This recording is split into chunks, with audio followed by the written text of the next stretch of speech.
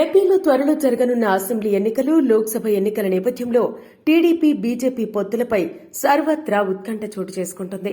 TDP అధ్యక్షుడు చంద్రబాబు, జనసేన అధినేత పవన్ కళ్యాణ్, కేంద్ర హోంశాఖ మంత్రి అమిత్ షాతో, బీజేపీ జాతీయ అధ్యక్షుడు జేపీ నడ్డాతో భేటీ అయ్యి 2 రోజులుగా పొత్తులపై చర్చలు జరుపుతున్న విషయం తెలిసిందే.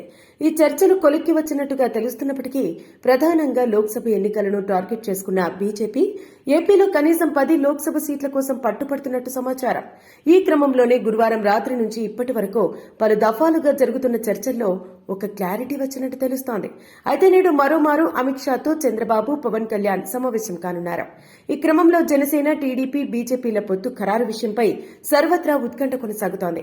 అయితే మొత్తం 175 అసెంబ్లీ నియోజకవర్గాలకు, 25 లోక్సభ నియోజకవర్గాలకు గాను 30 అసెంబ్లీ, 8 లోక్సభ స్థానాలను బీజేపీ, జనసేన పార్టీలకు కేటాయించినట్టు ప్రాథమికంగా ఒక అవగాహనకు వచ్చినట్టు సమాచారం. మిగిలిన స్థానాలలో టీడీపీ పోటీలో ఉండనుంది. ఈ రోజు చంద్రబాబు, పవన్ కళ్యాణ్ మరోసారి అమిత్ షా, జేపీ నడ్డాతో భేటీ అయిన అనంతరం అధికారికంగా ప్రకటన చేయనున్నారని తెలుస్తోంది. నేడు అధికారిక ప్రకటన కోసం 3 పార్టీల నేతలు, కార్యకర్తలు ఉత్కంఠగా ఎదురుచూస్తున్నారు.